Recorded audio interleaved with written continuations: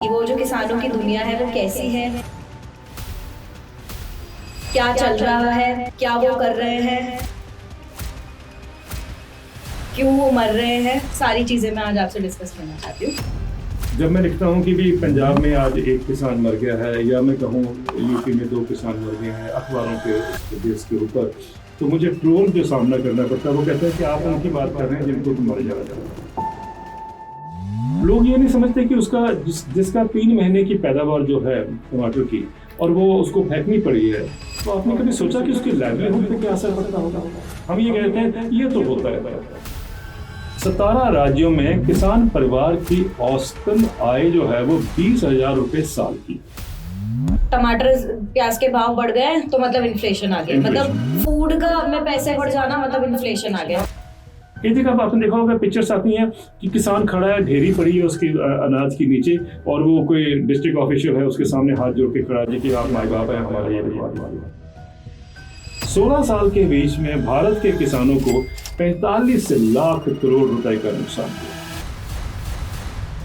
मैं अभी मंडी में गया कुछ दिन पहले, तो गोभी का सीजन था, तो जब वो मुझे 5 रुपए का 1 किलो दे रहा, तो मैंने कहा भैया 5 रुपए के तुम 1 किलो दे रहे हो तो किसान को तुम क्या देते हो? उसने क्या जवाब दिया कि सर मैं तो तीसरा मिडलमैन हूं। एक सरपंच जो बना है उस गांव का, उसने ऐसी काया पलट दी है कि हिवरे बाजार में 91 मिलियनर्स का रहा। तो इन शॉर्ट उनके पास टेक्नोलॉजी भी है, स्किल्स भी है, लैंड भी है, प्रोडक्शन करने की पावर ताकत सब है, बस जो कर रहे हैं उसका इनाम है। The future belongs to organics.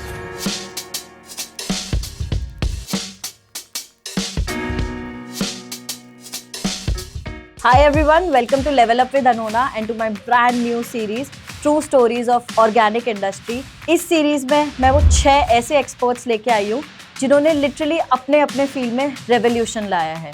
From millet expert to chef, Ayurveda expert, entrepreneurs, policy makers, हमने सारे पर्सपेक्टिव कवर किए हैं when it comes to organic industry. और मैं लिटरली अर्ज करूंगी to just go and watch every single episode of this series. बहुत सारी चीज़ें इसमें बाहर आई हैं। फ्रॉम ऑर्गेनिक फूड आज नीड ऑफ द आवर क्यों बनता जा रहा है, क्या फ्यूचर है, फार्मर्स को हमारी क्या ज़रूरत है, हमें गवर्नमेंट से क्या मांग करनी है, हमें क्या खाना है, क्या देखना है, क्यों खाना है, सब बहुत ज़्यादा इंपॉर्टेंट इन्फॉर्मेशन है। एंड सबसे इम्पॉर्टेंट कैसे खाना है। मिलेट शेफ से लेके फार्मर्स ने बहुत ईजिली हमें सब कुछ समझाया। तो गो and watch the full episode because this series comes with nothing but the truth. This episode is powered by true story, जो आपके लिए लाता है एकदम शुद्ध और सरल खाने का स्वाद एक नए और ऑर्गेनिक तरीके से। So go and enjoy nothing but the truth. नमस्ते सर, नमस्कार, welcome to level up with Anona. Thank you very much. मतलब this is my super privilege to have you here. I was not expecting कि LinkedIn पे message करूंगी कहीं से reply आएगा, but I am super happy कि आप you are so kind and you give me your time.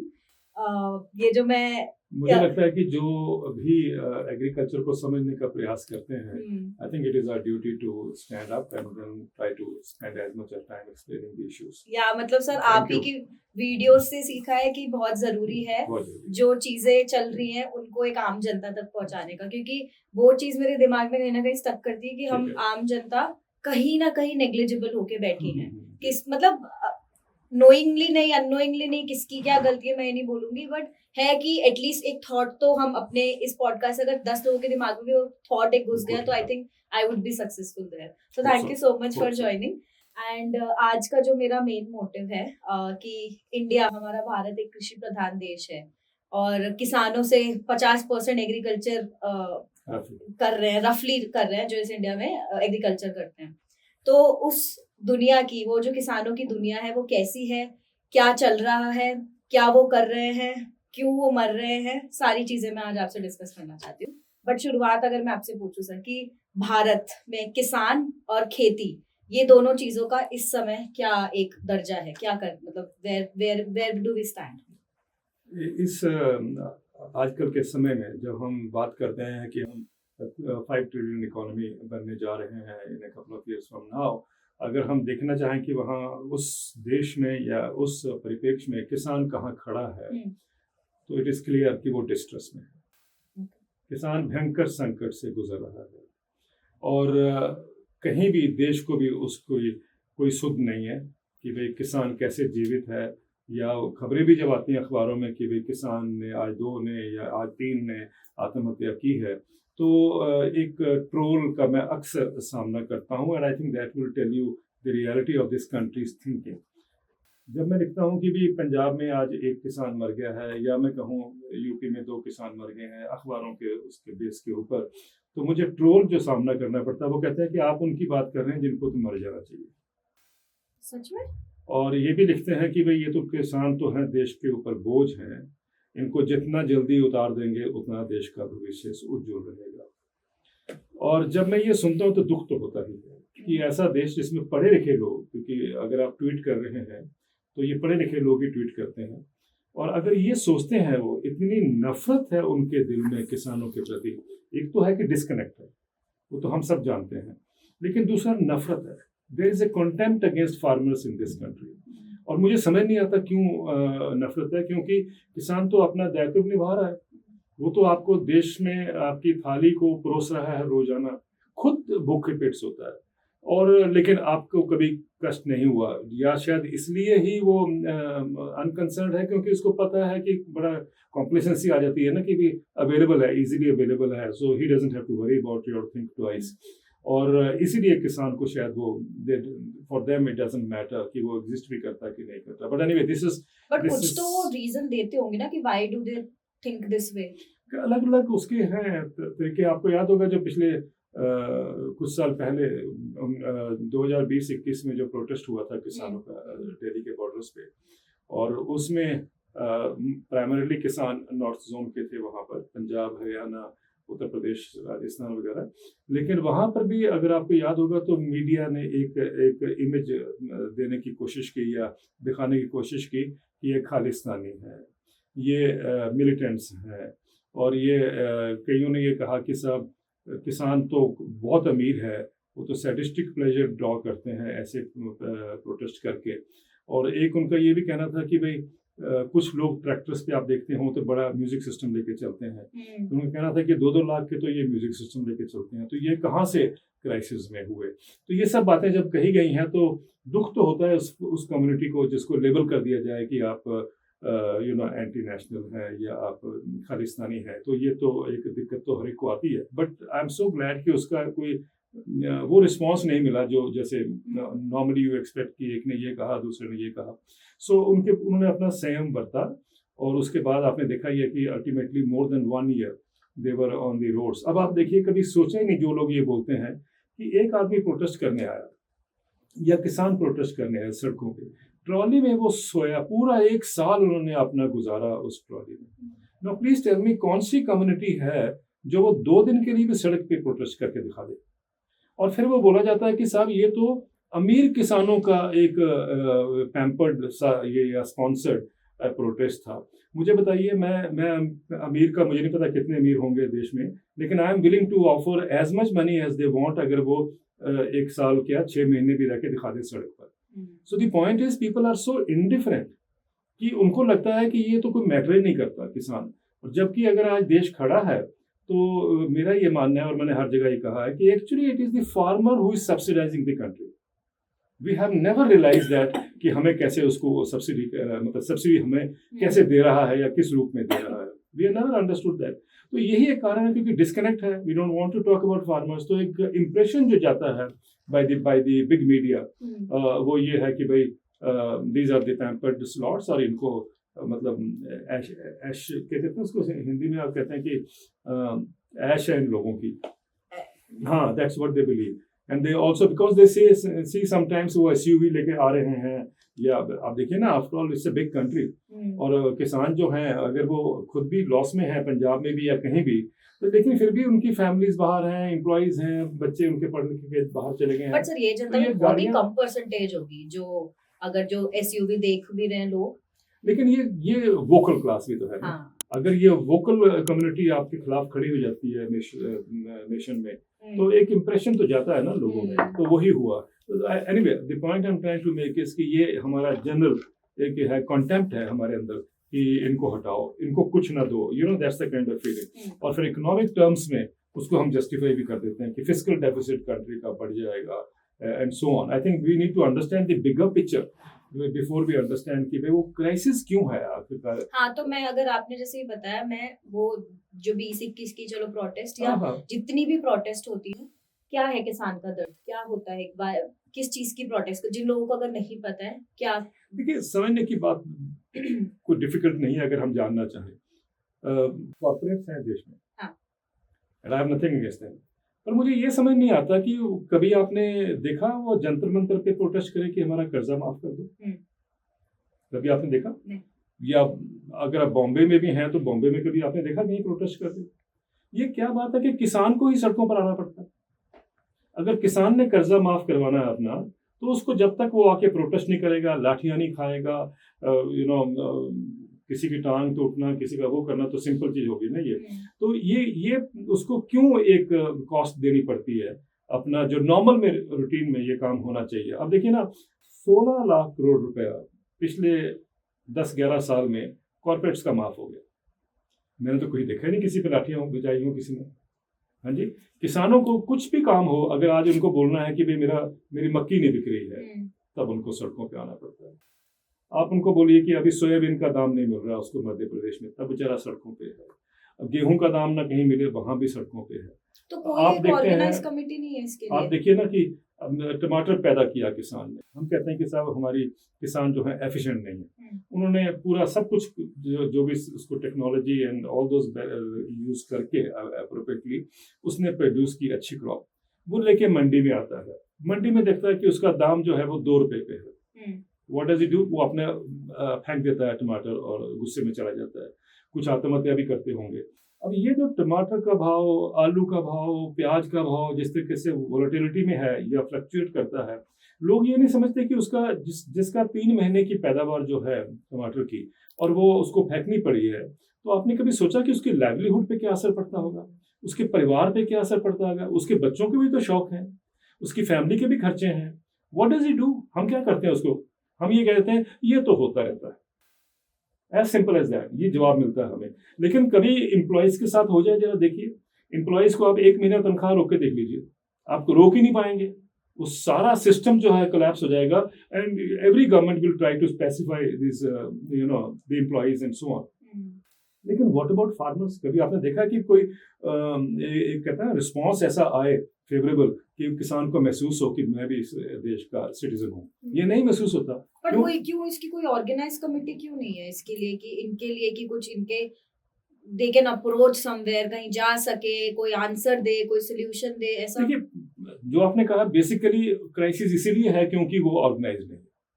हाँ, अगर जैसे एम्प्लॉयज ऑर्गेनाइज होते हैं, उनके यूनियंस हैं, किसानों के भी यूनियन है, पर वो इतना बड़ा तबका है कि वो एक दूसरे के खिलाफ या एक दूसरे के उसमें जो भी एक इश्यूज हैं उसके कॉन्ट्रडिक्शन में खड़े होते हैं ये. और फिर उसके अलावा हमारे पॉलिटिशियन ये जानते हैं, किसी भी पार्टी के हों, वो ये जानते हैं कि भाई सबसे आसान है किसान को, you don't have to worry about them, सारा काम करने के इतना, बस उनको इश्यूज में उलझाए रखिए.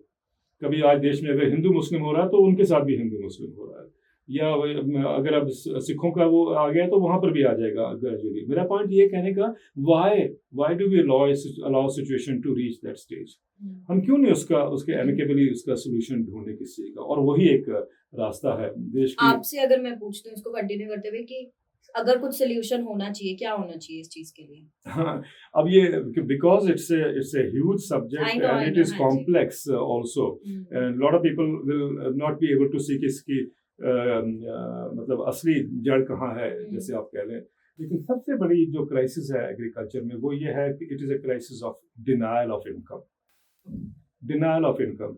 अब एक मैंने उदाहरण, हम जो बात करते हैं उसमें एक उदाहरण, सिंपल सा उदाहरण दूं. I think it should be clear to everyone कि अगर ये मैंने एक स्टडी भी की थी कि अगर 1970 में 1970 में जो गेहूं का दाम था, यानी मिनिमम सपोर्ट प्राइस जिसकी आजकल बहुत चर्चा होती है, वो 76 रुपीज पर क्विंटल था. और मैंने स्टडी की थी 2015 में मेरी टीम ने, तो 2015 में यानी 45 साल के बाद वो 1450 रुपये प्रति क्विंटल हो गया, which was a jump of 19 times. तो एक तो ये हुआ, and I am sure lot of people at that time would also be saying कि हमारा फैमिली का बजट गड़बड़ा जाता है जब मिनिमम सपोर्ट प्राइस बढ़ता है एनीवे।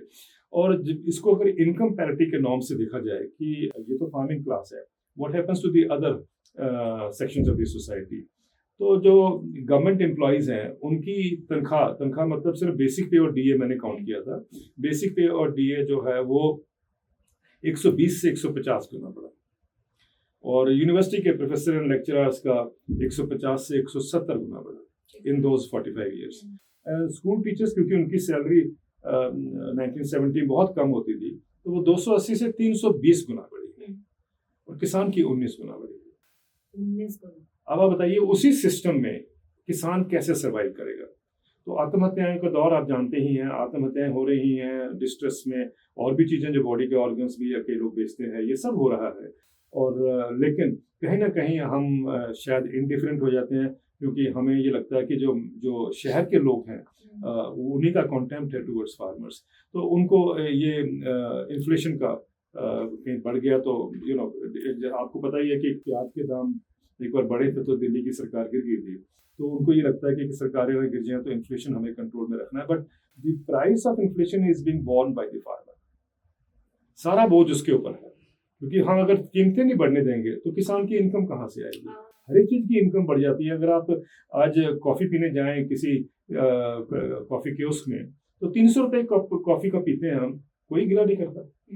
300 रुपये कप कॉफ़ी पीते हैं। और मैं एक बेंगलोर में कुछ साल पहले मुझे कॉफ़ी ग्रोवर्स को एड्रेस करना था, तो उन्होंने मुझे कहा कि सर एक बात हमारी जरूर हाईलाइट करिए कि हमारे ऊपर 8,000 करोड़ रुपए का कर्जा है, वो हम चाहेंगे कि सरकार राइट ऑफ कर दे। तो मैंने उनसे कहा कि आपके ऊपर कर्जा क्यों है? You are one of the best जो I won't say paid farmers but one of the best जिनकी इनकम है, तो आपके तो ये क्राइसिस नहीं होना चाहिए कर्जे वाला। तो चलिए मैंने कहा आपकी तो वैल्यूडेशन भी हो रही है। हमारे देश के इकोनॉमिस्ट कहते हैं जब तक वैल्यूडेशन नहीं होगी तब तक आपकी इनकम नहीं बढ़ेगी।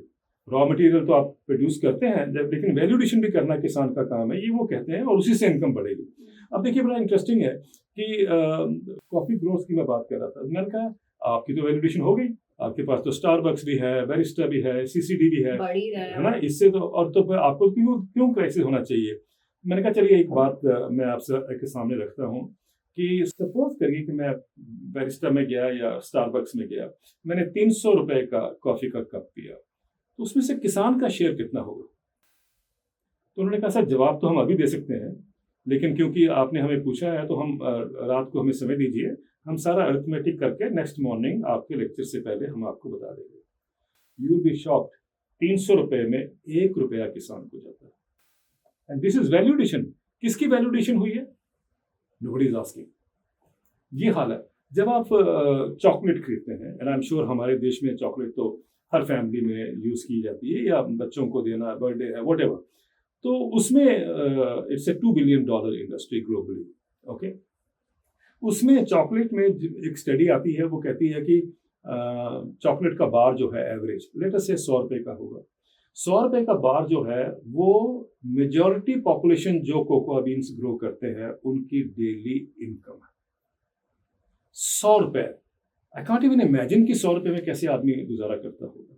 और इंडिया पे आ जाइए, और वहां भी वैल्यूडेशन हो गई है। कोकोआ बीन्स को अगर हमने चॉकलेट में कन्वर्ट कर दिया, which is a $2 billion industry, तो मुझे बताइए कि 200 बिलियन, तो मुझे ये बताइए कि व्हाट अबाउट दी जो लोकल आपके प्रोड्यूस है डोमेस्टिकली, जो हम बात करते हैं, जो प्रोडक्शन होती है। जो just give you an example, 2016 में ये कहा गया, अब 10 साल हो गए हैं, कि भाई किसान की इनकम अगले 5 साल में हम डबल कर देंगे। अच्छा, ठीक है।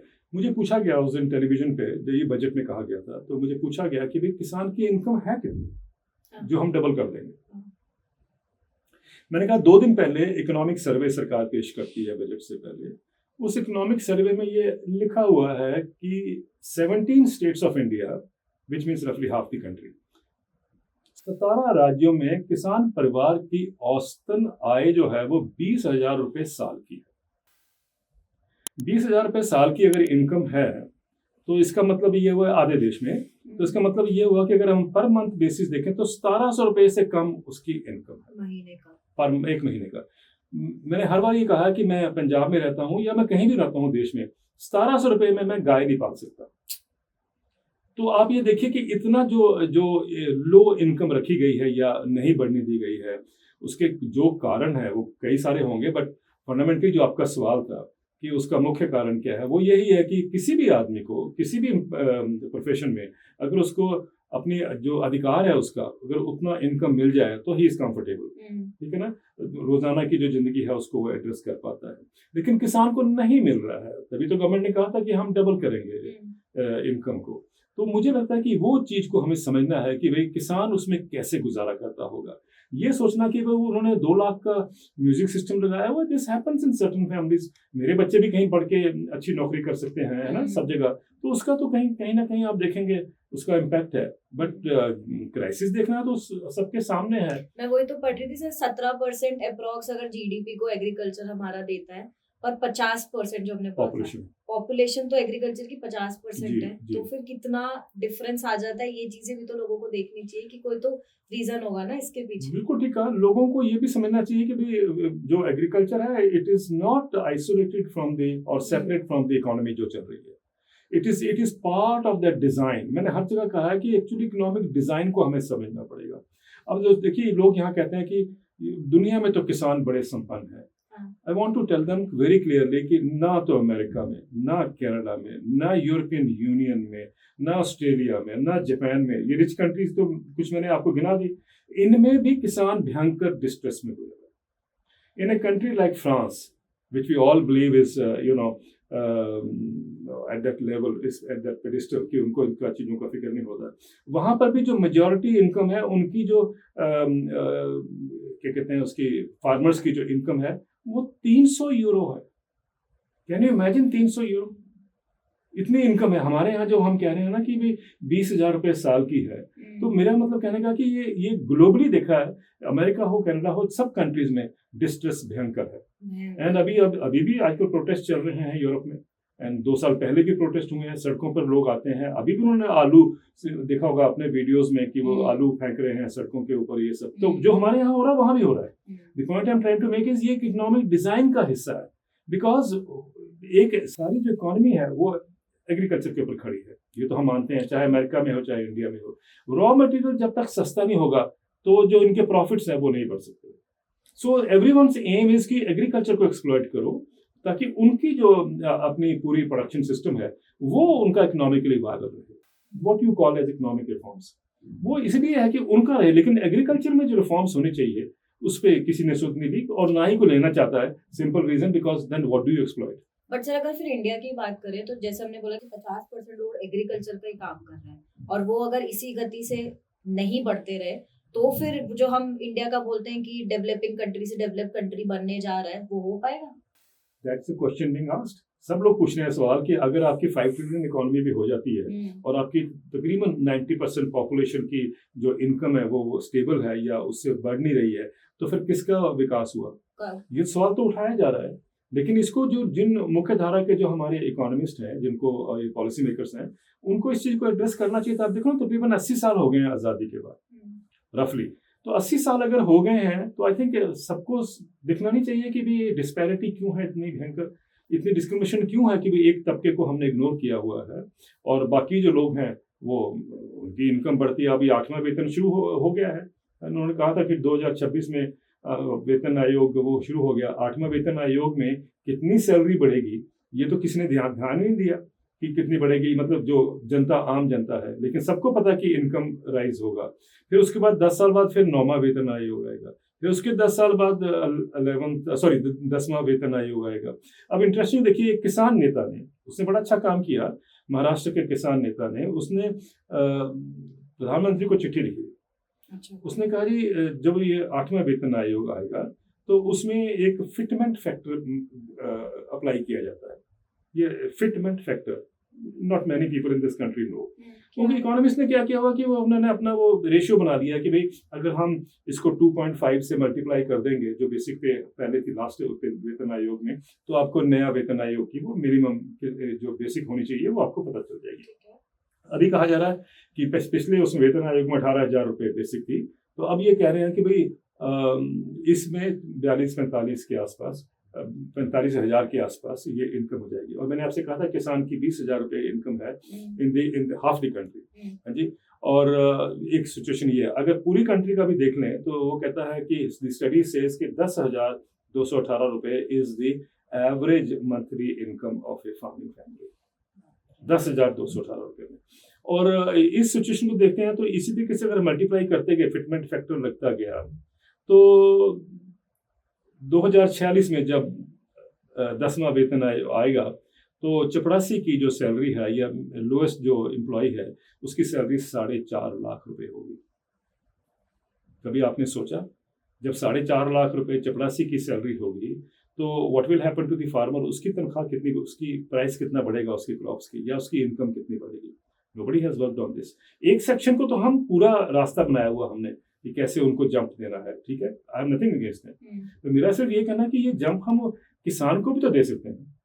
Why can't we do that? फिर ये जो शहर के लोग बोलते हैं कि साहब मेरा इन्फ्लेशन से मेरा हाउस का बजट खराब हो गया है, आई थिंक ये सब इसलिए बिल्डअप किया जाता है ये आर्गुमेंट या नैरेटिव, ताकि वो हम फिर उसको दबाव में रख सकें। मतलब आप बोल रहे हो इन्फ्लेशन को तो सिर्फ फूड इन्फ्लेशन बस सोच के कि इंसान, एक नॉर्मल इंसान को जब दिखा कि टमाटर प्याज के भाव बढ़ गए तो मतलब इन्फ्लेशन आ गया, मतलब फूड का में पैसे बढ़ जाना मतलब इन्फ्लेशन आ गया। ये डाला गया ना हमारी मानसिकता में, ये डाला गया है। और ये इकोनॉमिक डिजाइन का हिस्सा।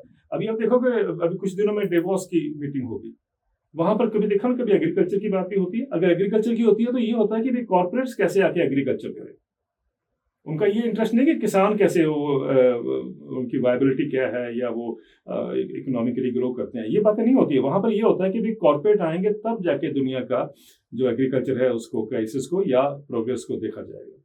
तो मेरा मतलब कहने का कि बड़ा स्पष्ट है, you know, and I believe रफली अबाउट 40% अगर पॉपुलेशन दुनिया की, अगर 8 बिलियन पॉपुलेशन है तो रफली 2.5 बिलियन जो है या 3 बिलियन के आसपास मान लीजिए इज इन एग्रीकल्चर।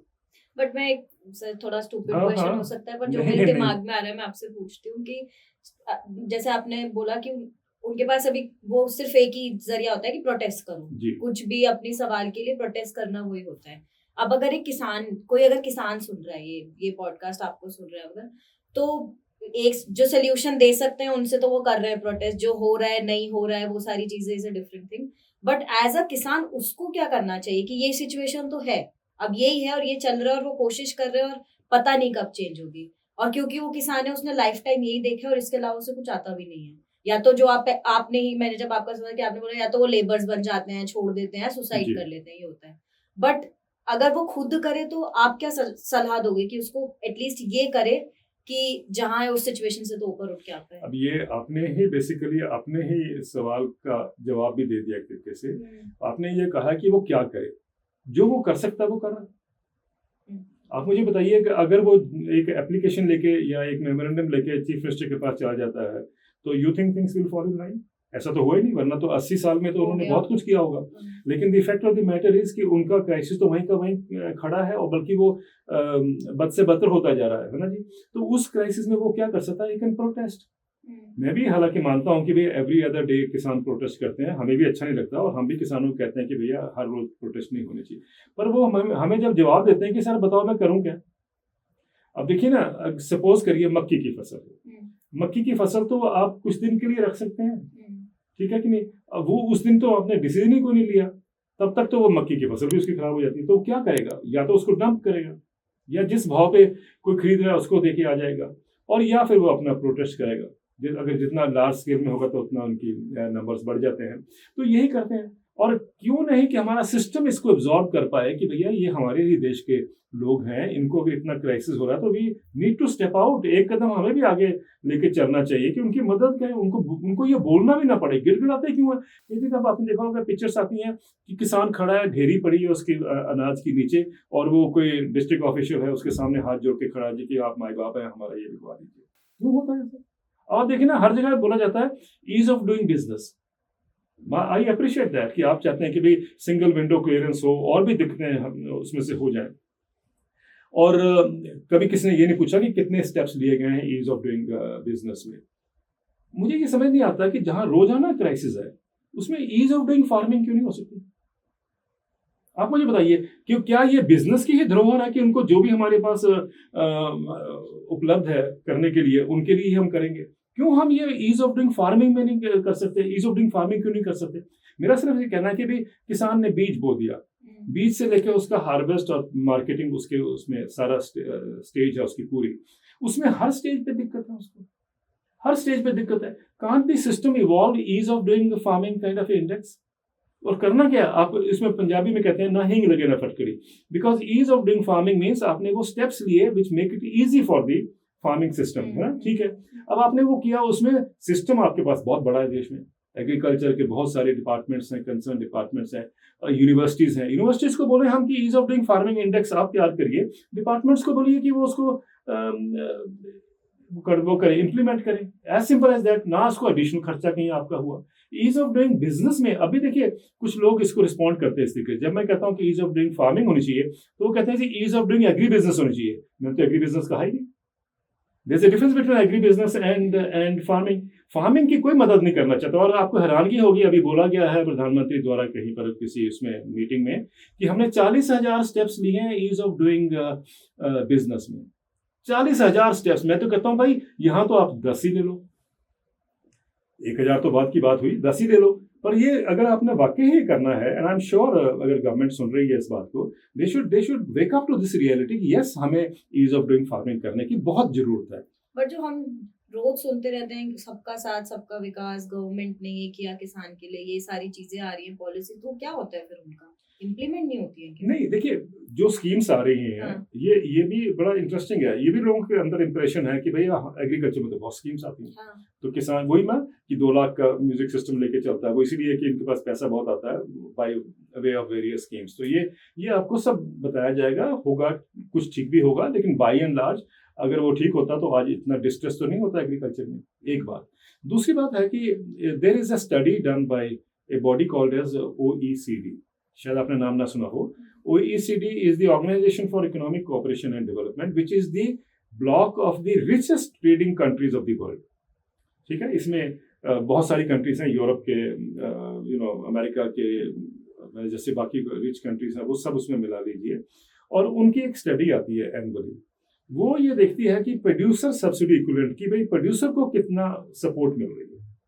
तो उनकी जो लेटेस्ट स्टडी कहती है कि देयर आर 54 कंट्रीज दुनिया में जो मेजरली एग्रीकल्चर में है, और उसमें आउट ऑफ द 54 3 कंट्री ऐसी हैं जो नेगेटिव जोन में है।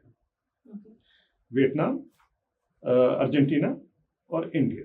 नेगेटिव जोन मतलब जिनको सपोर्ट नहीं मिलती है, बाकी सब तो पॉजिटिव में जा रहे हैं। उनकी मतलब इनकम जो है because of the massive support they get, चाहे सब्सिडीज के माध्यम से हो चाहे प्राइस के माध्यम से हो, उससे उनकी वायबिलिटी है। लेकिन 3 कंट्री हैं जो नेगेटिव जोन में, मतलब उनको जो एडिक्वेट जो सपोर्ट मिलनी चाहिए वो नहीं मिलती है। मैंने आपको 3 कंट्रीज के नाम लिए हैं, लेकिन उसमें से सबसे सीवियरली जो अफेक्टेड है वो इंडिया है।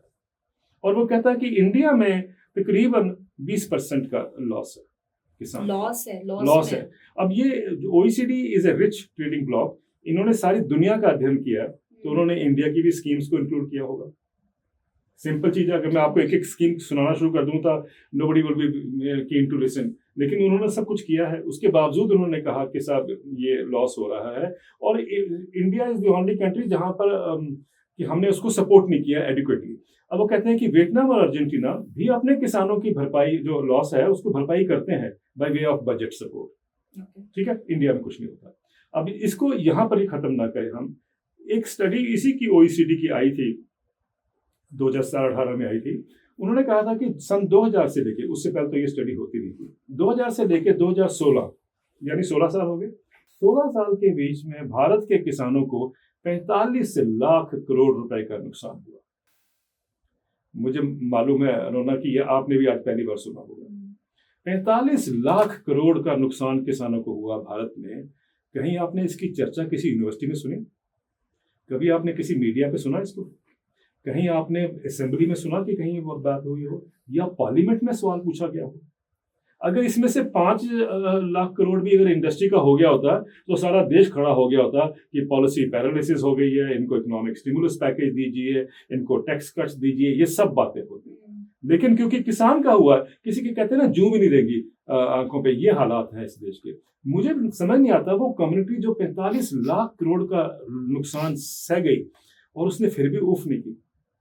अब देखिए अभी भी किसान आपके लिए इतना फूड पैदा कर देते हैं कि कभी हम भी सरप्लस की सिचुएशन में रहते हैं, इसमें कोई डर नहीं है ना कहने के लिए, लेकिन कभी हमने एज ए सोसाइटी कभी उनके साथ खड़े होने का सोचा? We never talked about them कि किसान कैसे मर रहा है, कैसे जी रहा है। हाँ ठीक है, आप 2 कहानियां ले आएंगे, वो किसने, आजकल सोशल मीडिया का जमाना है तो कोई बोल देगा कि साहब इस किसान ने 10 लाख रुपए कमाए, इसने 20 लाख कमाए, या मैं देखता रहता हूँ ये भी बातें, and I am normally you only amuse yourself कि ये क्या हो क्या रहा है, but the fact of the matter is कि अगर ये सब कुछ होता तो एग्रीकल्चर का ग्राफ तो ऊपर चढ़ता ना। एक सिंपल टर्म्स में सर मैं अगर आपसे पूछूं कि एक सब्जी, सपोज एक किलो टमाटर मैं जब ले रही हूँ कि 50 रुपए के 1 किलो टमाटर ले रही हूँ, तो जो आपने वो बताया था ना, वो 50 रुपए में से आप एक किसान तक कितना पहुंचता होगा? ये अलग अलग क्रॉप्स का अलग अलग शेयर होगा। मैं आपने जो वेजिटेबल्स की बात की, हाँ। ये भी सीजन के ऊपर भी होता है सारा कुछ। अगर आज आप पंजाब में ही देख ले तो पंजाब में टमाटर का भी 2 रुपए 1 रुपया, गोभी का भी 1 रुपया 2 रुपया मिला। मैं अभी मंडी में गया कुछ दिन पहले, तो गोभी का सीजन था, तो जब वो मुझे 5 रुपए का 1 किलो दे रहा था, तो मैंने कहा भैया 5 रुपए के तुम 1 किलो दे रहे हो तो किसान को तुम क्या देते होगे? उसने क्या जवाब दिया कि सर मैं तो तीसरा मिडलमैन हूँ। तो आप देखिए 50 पैसे मिले होंगे या 60 पैसे मिले होंगे किसान को। और कभी हमने सोचा इस बात को कि भाई जिस आदमी को या जिस किसान के इतना लो उस पे, या जैसे मैंने कहा था कि फेंकते ही हैं लिटरली प्राइस, लोग होने के करके अपना फेंकना पड़ता है प्रोड्यूस, उसके लाइवलीहुड पे क्या असर पड़ता होगा, कभी सोचा नहीं किसी ने। और हाँ, डीए की बात आती है तो एम्प्लॉइज को डीए टाइम पे मिल जाता है। देश में इन्फ्लेशन हुआ कि नहीं हुआ वो सब है, वो दरकिनार रखिए, उनको इन्फ्लेशन टाइम पे मिल जाता है। तो ये ऐसी चीज अगर इन्फ्लेशन उनको मिल सकता है कवर अप उसके लिए, तो एग्रीकल्चर में क्यों नहीं मिल सकता? तो इसमें जैसे आपने मंडी वालों की बात करी, मीडिएटर्स का एक बहुत बड़ा रोल है, बट ज्यादा मतलब होता है ना कि एक्चुअल ब्लेम वर्ड नहीं यूज करूंगी, बट हु इज ये मीडिएटर्स? मंडी वाले मीडिएटर्स हैं जिनकी वजह से इतना कुछ हो रहा है, या मेरा मानना ओवरऑल मंडी पूरे मार्केट सिस्टम को अगर हम देखें, कॉर्पोरेट्स तो इसमें इतना उनका जो आप अभी कह रहे हैं प्राइसेस इसकी बात कर रहे हैं, उसमें उनका भी वो योगदान नहीं है इतना। लेकिन मैं आपको बताना चाहता हूँ दूसरा जो मंडी सिस्टम आपने कहा या मिडलमैन की आपने बात की, पंजाब में आज आप हैं, कुछ 1-2 साल पहले की बात है कि किन्नू इज अ वेरी फेमस और पॉपुलर यहाँ का फ्रूट है। किन्नू है वो 5 रुपए तक किसान फेंक रहे थे, 5 रुपए पे। और जो आप लोग घर पे अपने घर में आपका जो रेडी वाला आता है वो 40 रुपए से कम नहीं बेचता, ठीक है। और कंज्यूमर भी दुखी है, किसान भी दुखी है। इसका मतलब जो अंदर जो सिस्टम है, मिडिल का जो सिस्टम है, उसको किसी ने रिफॉर्म करने की प्रयास ही नहीं किया। अब आप कहते हैं कॉर्पोरेट, देखिए ये भी हो रहा है कि भाई वो 3 जो कानून आए थे वो किसानों के हित में थे, बहुत से लोग ये कहते हैं। कौन से 3? अभी आपको याद 2020-21 में 3 कानून सरकार लेके आई थी जिसके खिलाफ प्रोटेस्ट हुआ था, जो बाद में प्राइम मिनिस्टर ने विड्रॉ भी किए थे, है ना। लेकिन उसमें इंटरेस्टिंग बात यह है कि उसमें भी मैंने कहा कि ये जो हमारे लोग कह रहे हैं कि ये इंडिया में किसानों की इनकम अब बढ़ जाएगी, उनको सब जगह हरियाली दिखाई देगी, ये जो बातें हैं ये तो अमेरिका में तो हुई नहीं। हमने वहीं से सिस्टम को कट एंड पेस्ट किया। अमेरिका में तो इतना भयंकर क्राइसिस है कि आप सोच रहे हैं कि आत्महत्याएं यहीं पर होती हैं। मुझे याद है मैंने न्यूयॉर्क टाइम्स में एक फ्रंट पेज पे स्टोरी पढ़ी थी, अब इसको 10-12 साल हो गए होंगे। एक किसान इतना डिस्ट्रेस में था कि उसने पहले, डेयरी फार्मर था, उसने पहले अपनी 50 गाय जो थी उसके पास उनको गोली मारी, फिर उसने अपने आप को गोली मारी। This is America. और आप कहेंगे नहीं जी तो आइसोलेटेड इंसिडेंट होगा। वहां पर अमेरिका में जो रूरल एरियाज में सुसाइड होती हैं, they are 3.45 times more than the national average, ठीक है। ये अमेरिका की बात मैं कर रहा हूँ। सिमिलरली अगर आप यूरोप में चले जाएं, वहां भी यही पूरा जो एक डिजाइन है वो ऑपरेट करता है। और उसमें अगर यूरोप में तो जो सब्सिडीज भयंकर जो दी जाती हैं एग्रीकल्चर में, इसलिए दी जाती है क्योंकि एग्रीकल्चर में markets are fail to provide the income. तो मार्केट्स कौन है? कॉर्पोरेट्स हैं। कॉर्पोरेट्स अगर अमेरिका में फेल हो गए, यूरोप में फेल हो गए, ऑस्ट्रेलिया में फेल हो गए, now please tell me how do you expect that miracle, that corporate to do wonders in Punjab और इन हरियाणा और इन इंडिया? तो मेरा मतलब ये था कि भाई आपने कट एंड पेस्ट किया एंड यू बिलीव कि भाई ये इंडिया में बिल्कुल ठीक ठाक चलेगा। नहीं चला, और नहीं चला मतलब गवर्नमेंट को रियलाइज हुआ कि भाई ये नहीं होना चाहिए, ठीक है। लेकिन अभी भी आप देखो सोशल मीडिया भरा पड़ा होता है, every day they giving advice कि किसान बेवकूफ थे जिन्होंने प्रोटेस्ट किया, वो लॉज अगर आगे होते तो किसान की बले बले हो जानी थी। अब देखिए अगर ये लॉज आ भी गए होते, हम ये भूल जाते हैं कि एक बार सर सॉरी टू कट, आप लॉस बता सकते हो पहले, जो इंसान को नहीं पता ब्रीफ में कि क्या थे और क्यों फिर प्रोटेस्ट मतलब आ जाते तो क्या होता है इससे? हाँ, उसमें बेसिकली एक था कि एक तो उनको पावर दी गई थी इंडस्ट्रीज को कि आप आके जितना भी इकट्ठा करना चाहते हैं आप इकट्ठा करके रख सकते हैं, which basically violets the essential commodity act होता है। और दूसरा ये था कि भाई हम एग्रीकल्चर में जो आप सुनते हैं कॉन्ट्रैक्ट फार्मिंग होती है, उसमें उनका था कि भाई अगर कोई डिफरेंस आता है, कोई डिस्प्यूट आता है, तो एसडीएम को पावर दी गई थी कि वो उसमें एड्रेस करेगा। आप मुझे बताइए, SDM would be on the side of the corporate or would be siding with the farmers. तो ये ऐसे लॉज थे, तीनों जो लॉज थे। तो उसका अभी भी बहुत सारे लोग कहते हैं, मेरा ये कहना है कि ये लॉज अमेरिका में तो काम नहीं किए। अमेरिका में अगर मैं आपको उसका थोड़ा सा वो करूं, विवरण दूं, तो आपको हैरानगी होगी जान के कि भाई जहां पर कि हम कहते हैं बड़े कंपनी आने से किसानों को एक राइट मार्केट और राइट प्राइस मिलेगा, वहां तो नहीं मिला। वहां पर ये हालत, let me give you one और टू इलस्ट्रेशंस अगर आप मुझे अलाउ करें तो। मैं कॉटन की बात करता हूँ। कॉटन की बात इसलिए कर रहा हूँ क्योंकि आजकल डोनाल्ड ट्रंप का भी प्रेशर है इंडिया के ऊपर, हाँ जी, कि कॉटन का ड्यूटीज को जीरो करो। जीरो कर दिया इंडिया ने, दिसंबर तक जीरो कर दिया। उसमें क्या हुआ कि सस्ता कॉटन भारत में आया, हाँ जी। जब भारत में आया तो इंडस्ट्री ने जंप किया कि हमारे उसके लिए टर्नओवर के लिए बड़ा इंपॉर्टेंट है इकोनॉमी का। हम समझते हैं टेक्सटाइल इंडस्ट्री को तो पैदा होगा, लेकिन क्या कभी किसी ने उसकी बात की किसान का क्या होगा? Now let me give U A study का एक छोटा सा पिक्चर आपके सामने रखूं। अमेरिका में 8000 कॉटन ग्रोवर्स हैं, सिर्फ 8000 कॉटन ग्रोवर्स हैं। इंडिया में 98 लाख कॉटन ग्रोवर्स हैं। अमेरिका में 600 हेक्टेयर का एक खेत का आकार है, इंडिया में 1, 2, 3 एकड़ का है, ठीक है। उनके किसान को साल की $1 लाख की सब्सिडी मिलती है। हमारे यहाँ किसान को $27 की सब्सिडी मिलती है। Now please tell me, how do you compare them? there is no comparison. There is no comparison. और फिर भी उसके बाद हमारे यहाँ बोला जाता है कि सब कंपिटिटिव हो जाएंगे हम। ये टर्म्स बड़ी अच्छी बनाई हुई है, कंपिटिटिव। जब एग्रीकल्चर का प्राइस नीचे चला जाता है तो हम कंपिटिटिव हो जाते हैं, जब कार का प्राइस ऊपर चला जाता है तो कोई नहीं कहता कि सब कंपिटिटिव हो गए, ठीक है ना। उसने हैंडल बदला हो गाड़ी का सिर्फ, और वो नया Mark 4, Mark 6 जो भी लेके आएगा उसका प्राइस बढ़ जाएगा तो हम सबको अप्रिशिएट करते हैं उसको। लेकिन एग्रीकल्चर का प्राइस नीचे का तो हम कंपिटिटिव हो जाएंगे। लुक एट द टर्म, ठीक है। और सर मेरे को तो ऐसे दिमाग में आ रहा है, मतलब मेरे को नंबर्स इतना नहीं पता कि, पर अमेरिका में तो आई थिंक 1-2%, 1.5%, 1.5 है और हमारा 50% है। अब देखिए ना, एक नीति आयोग की एक स्टडी देख ली, वो क्या कहते हैं? वो कहते हैं कि सब अभी हमारा जो माइग्रेशन रेट है, गांव से शहर की तरफ जा रहे हैं लोग, वो अभी है 1.8% के आसपास। जब ये 2.4% हो जाएगा तो लोग चले जाएंगे खेती से निकलकर, तो इनकम जो है किसान की डबल हो जाएगी, यानी बढ़ जाएगी, ये मतलब उनका कहने का, क्योंकि नंबर कम हो जाएंगे। मेरा उसका जवाब बड़ा सिंपल है कि अमेरिका में 20 साल पहले या 25 साल पहले 15% पॉपुलेशन एग्रीकल्चर में थी, अब तो वहां 1.5% रह गए। तो उनकी इनकम तो छत को भी छू जानी चाहिए या क्रॉस कर जानी चाहिए। वहां तो क्राइसिस है, भयंकर डिस्ट्रेस। तो ये कहना कि ये देखिए ना कहां से कॉन्सेप्ट आया कि सब अगर आपके नंबर कम हो जाएंगे तो इनकम बढ़ जाएगी। अगर इतना सिंपल है तो आपको हैरानगी होगी, यूरोप में जितने भी 28 कंट्रीज हैं या 27 जो भी हैं, उसमें से मेजॉरिटी कंट्रीज में एग्रीकल्चर का जो शेयर है पॉपुलेशन में, इट इज 1% और 2%। तो उनकी इनकम तो बढ़ जानी चाहिए। लेकिन यूरोप में भी 50% जो सब्सिडी देता है यूरोप कॉमन एग्रीकल्चर पॉलिसी के तहत, वो हम डायरेक्ट इनकम सपोर्ट देते हैं, सीधा इनकम उसको जाती है वो, ठीक है ना। हमारे देश में हम कहते हैं डायरेक्ट इनकम सपोर्ट नहीं मिलनी चाहिए, बहुत सारे लोग ये कहते हैं। मेरा मानना कि क्यों नहीं मिलनी चाहिए? अगर हमने जिस डिजाइन के अनुकूल हम काम कर रहे हैं उसमें तो और कोई सिस्टम उसको एग्जिस्ट करने का या सर्वाइव करने का रह ही नहीं जाता। So we have to provide him support.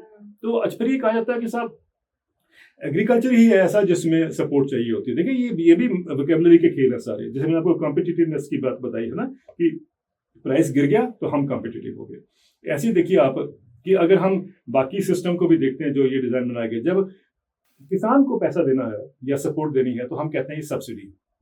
आप भी सुनते हैं सब्सिडी इज ए डेमोनाइज्ड वर्ड। हमें लगता है कि सब्सिडी का मतलब है कि वो नाली में पैसा आपने बहा दिया, ये मतलब हम सोचते हैं। लेकिन जब हम कॉर्पोरेट्स को सब्सिडी देते हैं या पैसा देते हैं तो हम उनको कहते हैं इंसेंटिव फॉर ग्रोथ। आप समझे? आपको लगता है कि यार ये उनके ग्रोथ के लिए ये बहुत इंसेंटिव है, बेसिकली वो सब्सिडी है। ठीक है। उसके अलावा हम क्या करते हैं, जमीन किसान को तो आप पता ही है क्या हाल होगा, लेकिन किसान से लेकर हम कॉर्पोरेट को देते हैं। क्या रेट है उसका? 1 रुपया पर स्क्वायर मीटर। अगर आपने रेडी के लिए जमीन खरीदनी है मार्केट में, तो आपको मार्केट प्राइस पे जाना पड़ता है। लेकिन कॉर्पोरेट को जब जमीन है तो हम कहते हैं कि देश का विकास रुक जाएगा, हम उसको 1 रुपए पर स्क्वायर मीटर पे देते हैं। कई जगह पे 1 रुपए पर एकड़ भी दिया जाता है किसी किसी केस में। पर मुझे समझ नहीं आता कि जो लोग दे सकते हैं पैसा, उनको तो हम कहते हैं कि आपको 1 रुपए मिलेगा, यानी मुफ्ती हो गया। हाँ जी। और जिनके पास नहीं है, जिसने रेडी लगानी है आपकी मार्केट में, उसको हम कहते हैं कि मार्केट में जो प्राइस होगा वो ऑपरेट करेगा। तो ये अगेन डिजाइन पे आइए। जब तक हम वो डिजाइन नहीं समझेंगे, हमें नहीं समझ आएगा कि ये हो क्यों रहा है कि भाई जो किसान है वो मरता जा रहा है या वो इतने भयंकर संकट में। ये आपके वर्ड से मेरे को याद आया कि मैं पढ़ रही थी उसमें से कि जब किसान को कुछ या ऐसे दिया जाता है या कहीं चलो लोन कभी कभी माफ कर देते तो उसे रेवड़ी बोला जाता है। हाँ। रेवड़ी मतलब दान दे दिया। बिल्कुल, अभी कहते हैं। और सेम चीज अगर कोई टैक्स नहीं पे कर पाया बड़ी कंपनी तो उसको एनपीएस। अब आप देखिए, हमारे एक इंडस्ट्री से, मैं नाम नहीं लूंगा आपके शो पे, हाँ जी, और उन्होंने 49,000 करोड़ का लोन लिया, ठीक है, और उनसे नहीं पे किया गया। उन्होंने 465 या 470 करोड़ वापिस किया। सिर्फ जो रिमेनिंग था तकरीबन 47,000 करोड़ या 48,000 करोड़ रुपया, वो राइट ऑफ कर दिया। पंजाब में अभी फ्लड्स आए थे, आप जानते हैं, उसमें सरकार ने, सेंटर ने 1,600 करोड़ रुपए दिए इनको रिलीफ के लिए, और साथ में ये भी कहा कि आपको हम पहले दे चुके हैं, उसमें से आप उसकी भरपाई करिए। ठीक है, जो भी कहा। अब वो 45 लाख करोड़ रुपए या 47 लाख करोड़ रुपए उस इंडस्ट्री से लिया गया होता तो पंजाब के तो अगले 15 साल का आपने जो क्राइसिस है वो एड्रेस कर दिया होता। एक आदमी को आपने इतने पैसे दे दिए, राइट ऑफ कर दिए उसके, और यहाँ पर इतनी बड़ी कम्युनिटी उसमें इन्वॉल्व थी। आई think it tells you very clearly कि ये जो हमारे डिस्पेक्ट, और फिर भी आम जनता से पूछिए, they will be very happy. अरे वो जॉब क्रिएट करता है, सबसे ज्यादा जॉब तो एग्रीकल्चर में है, एंड वी फील कि वो जॉब क्रिएट कर रहा है। एग्रीकल्चर के जॉब्स की जरूरत नहीं है क्या? लेकिन यहाँ पर ये, क्योंकि आपको चीपर लेबर कहाँ से आएगी, वो आपको एग्रीकल्चर से आएगी। So you have to ensure कि भाई, या जो पॉलिसी मेकर्स है वो चाहते हैं कि एग्रीकल्चर से एक ऐसा सिस्टम बन जाए कि वो खुद ही मजबूर होके बाहर चले। और यही हो रहा था। ये तो अभी पिछले 5 साल में हो गया कि भाई 7 crore people have gone back. तो इट ऑल्सो शोज कि वो इकोनॉमिक जो थिंकिंग थी उसमें कुछ फ्लॉ था। 7 करोड़ लोग कम नहीं होते जो वापस गांव में चले गए। किस चीज के लिए आए वो वापस वो शहरों में माइग्रेट करके आए। तो यहाँ पर जिस तरीके से दिहाड़ियाँ मिलती हैं, अगर उसको आके फ्लाईओवर के नीचे ही सोना है तो वो क्या जिंदगी हुई। तो उसमें से इतने लोग वापस चले गए। कोविड में ज्यादा ये शुरुआत हुई और अभी वापस नहीं आए। वो 7 करोड़ लोग अभी तक गांव में हैं। अभी लेटेस्ट से कोई स्टडीज नहीं आई जिसके अनुसार मैं कुछ आपको बताऊं, लेकिन 7 करोड़ लोग अगर वापस चले गए तो I think it tells us कि वो जो मॉडल था, इकोनॉमिक डिजाइन था, उसमें फंडामेंटल फ्लॉ था। हमारे एक रिजर्व बैंक के गवर्नर ने कहा, फॉर्मर गवर्नर ने, कि सबसे बड़ा रिफॉर्म हिंदुस्तान में तब होगा जब आप गाँव से लोगों को निकालकर शहर में लेके आओगे, क्योंकि शहर में चीपर लेबर की जरूरत है। अब ये अगर ये एम्प्लॉयमेंट जनरेशन है तो मुझे लगता है कि सारे इकोनॉमिक डिजाइन को दोबारा नहीं देखना चाहिए। जस्ट बिकॉज मेजोरिटी जो है, जो मेन लाइन है, वो आपको नहीं बता रही है, डजंट मीन कि हम इतना ना देखें कि भाई what should be the real mode of development, या जो जिससे आपने पहले कहा सबका साथ सबका विकास कैसे होगा। तो ये जो मैंने अभी सर, मैं आपको बताया था ना, मैंने एक किसान का ही इंटरव्यू लिया था उससे पहले, तो उन्होंने एक बात बड़ी अच्छी बोली थी मुझे। और ये शायद वो किसान है जो जैसे आप बोल रहे हो ना कि 90% किसान सिर्फ किसान करना, मतलब किसान यही जानता है कि उसको क्या करना है। अगर वो शायद उसको वो ये इन्फॉर्मेशन ये सब पहुंचे, चीजें पहुंचे, तो शायद वो कुछ अपने लिए कर पाए वाला। तो वो यही बोले थे कि मैं एक चीज बोलूंगा कि जैसे हर इंसान का, हर फैमिली का ऐसे पर्सनल डॉक्टर, पर्सनल एस्ट्रोलॉजी का ऐसा होता है, सबका एक पर्सनल फार्मर भी होना चाहिए, जो वो डायरेक्ट फार्म टू हाउस वाली चीज है ना, कि एक क्योंकि वो जो ये सबसे बड़ी चीज है कि फार्मर से डायरेक्ट ले तो वो भी शायद 10 कम में देगा, आपको भी 10 कम में मिलेगा, बट दोनों का फायदा होगा और बेटर चीज आपको मिलेगी। वो मीडिएटर्स में बहुत चीजें होती है कि जो मीडिएटर्स से जब आ रही होती है तो जो किसान ने बेचा था और जो तुम्हारे पास पहुंच रहा है उसमें जमीन आसमान का अंतर हो जाता है। मुझे अच्छा लगा कि किसी किसान ने ये बात कही, क्योंकि मुझे याद है जब मैंने ये पहली बार मैंने बात कही थी। अच्छा। कि भाई मेरा पूछा गया कि आपका मैसेज क्या है। हाँ। तो मैंने ये कहा था कि मेरा मैसेज ये है कि आपका फैमिली डॉक्टर है। अच्छा। हाँ, और आप फैमिली डॉक्टर पे सब रिलाई करते हैं। मतलब वो किसान आपको सुनता है। हाँ, सुनते हैं। और मैंने कहा था कि अगर आप एक फैमिली फार्मर आप अपना सेट कर लें, तो आप देखेंगे आपको फैमिली डॉक्टर की जरूरत नहीं पड़ेगी। देखो सर, आपकी ये बात से वो किसान सुनता है और आज वो किसान अच्छा कर रहा है। हाँ, और मेरा सजेशन एक और भी है कि आप ये देखिए, ये जो आपने कहा था इकोनॉमिक डिजाइन को भी अगर हमने समझना है, तो आप देखिए कि आपने घड़ी पहनी है, आप घड़ी लेने जाएंगे बाजार में तो it has a price tag. आपके पास पेन है, पेन का भी प्राइस लिखा हुआ है। आप फोन लेने गए, उसका भी प्राइस लिखा हुआ है, ठीक है ना। ये क्या कारण है कि हर एक चीज का प्राइस है जो इंडस्ट्री प्रोड्यूस होती है, सिर्फ एग्रीकल्चर के प्रोड्यूस का प्राइस नहीं होता। क्यों टमाटर का क्यों लिखा हुआ है कि भाई वो अगर वो 15 रुपए बेचना चाहता है या 20 रुपए बेचना चाहता है, हम कहते हैं कि तू 3 या 4 रुपए में बेच के हमें जा। सबकी कोशिश यही होती है ना, सस्ते सस्ता मिले, तो उसका प्राइस क्यों नहीं फिक्स होता। तो ये इसलिए नहीं होता क्योंकि इकोनॉमिक डिजाइन को पता है कि एक्सप्लॉइट किसको करना है। सारी इंडस्ट्री जो है या रिफॉर्म्स जिसकी हम बात करते हैं तो एग्रीकल्चर पे केंद्रित है। तो अगर यहाँ पर भी प्राइस बढ़ गए तो यही तो हो रहा था कि जब उसमें बोला गया, जब आंदोलन हुआ था किसानों का, तो उसमें एक आर्गुमेंट ये था कि जब कॉर्पोरेट लेंगे तो कॉर्पोरेट इतना एफिशिएंट है, उनका कहना था कि किसान को ज्यादा प्राइस मिलेगा। तो मेरा ये कहना था कि मिनिमम सपोर्ट प्राइस जो मांग रहे हैं किसान कि उससे कम ना मिले।